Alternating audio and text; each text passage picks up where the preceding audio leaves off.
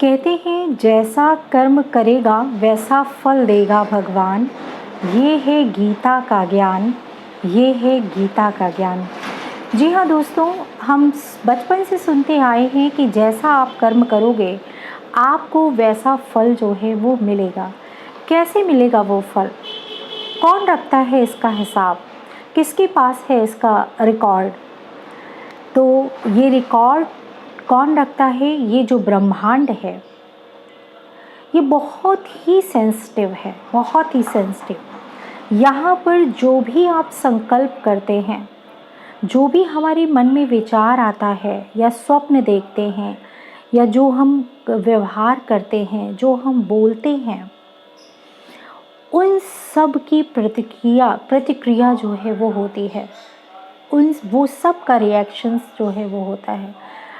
कहते हैं अगर आप अच्छा सोचोगे तो सामने वाले के पास अच्छे वाइब्रेशंस जाते हैं।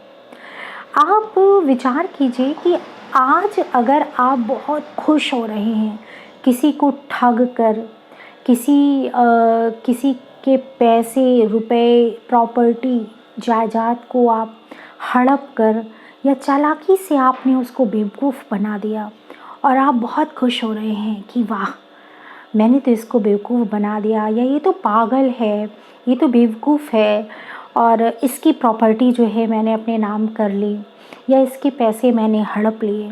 आज आप जिस बात को लेकर खुश हो रहे हैं, आपको क्या लगता है कि ये ब्रह्मांड आपको छोड़ देगा? इस ब्रह्मांड में कोई नहीं बच पाया है।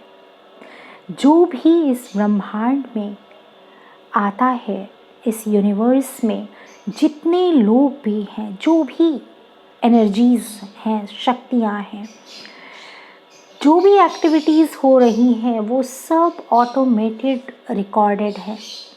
और आज अगर आप किसी को ठग रहे हैं तो कल आपको भी उसी चीज़ का सामना करना पड़ेगा।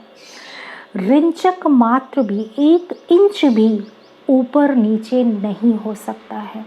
इसलिए जो ठगे जा चुके हैं, जिनको लगता है कि किसी ने उनके साथ धोखा कर दिया है, किसी ने उनकी लाइफ में तबाही मचा दी है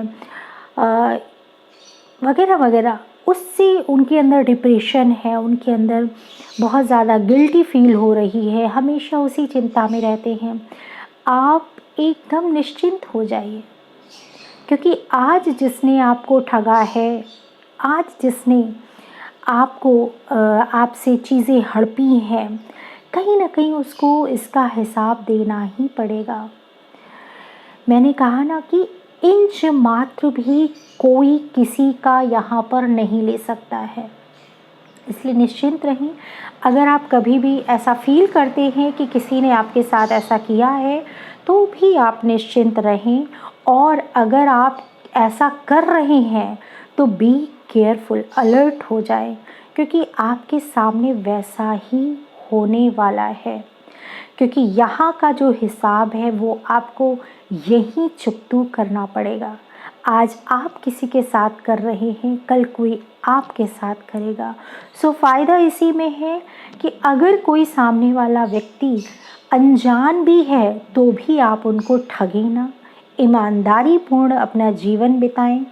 वो बात अलग है कि आप अपनी लाइफ में बहुत ही आप पर्सनल लाइफ, प्रोफेशनल लाइफ बिल्कुल अलग, डिफरेंटली रहना चाहते हैं, आप ज़्यादा किसी से बात नहीं कर रहे, इंट्रोवर्ट हैं, दैट इज़ अनदर थिंग। अब वो अलग चीज़ है, वो आपकी अपनी चॉइस है। लेकिन जहाँ आपको ठगने की बात आती है, जहाँ दूसरों का नुकसान करने की बात आती है, वहाँ आप केयरफुल हो जाएं, क्योंकि ये हमारी खुद के लिए ही घातक होगा। और थॉट का प्रभाव भी बहुत पड़ता है, इवन कर्मों के से पहले विचारों का प्रभाव पड़ता है। अगर विचार भी कभी ऐसे आएं तो आप सेल्फ टॉक के ज़रिए अपने इन विचारों को, नेगेटिव विचारों को, गलत विचारों को फ़िल्टर कर दीजिए, उसको हटा दीजिए और अच्छे विचारों को अपने ब्रेन में जगह दीजिए। तो धीरे धीरे देखिए आपके लाइफ में भी चेंज आएगा और आपको रियल हैप्पीनेस फील होगा। आपके पास कुछ ज़्यादा नहीं होगा फिर भी आप खुश रहेंगे। लोगों के पास भरा पड़ा है फिर भी खुश नहीं रहते हैं, लेकिन आपके पास अगर नहीं भी है कुछ तो भी आप खुश रहेंगे। कहते हैं ना, संतोषम परम सुखम। सो देखिए, एक बार एक्सपीरियंस करके देखिए और फिर आप अपना जो एक्सपीरियंस है, अपनी बात है, वो शेयर कर सकते हैं। और बहुत ज़रूरी है कि दूसरों को भी अवेयर करें, क्योंकि आज कर्मों का हिसाब किताब बहुत ज़्यादा है। और जो भी हम कहते हैं लॉ ऑफ कर्मा, जो भी हम काम कर रहे हैं वापस हमारे पास ही आना है। सो आप भी अवेयर होइए और दूसरों को भी कोशिश कीजिए, उनको भी इस चीज़ की इन्फॉर्मेशन देते रहिए। Thank you so much.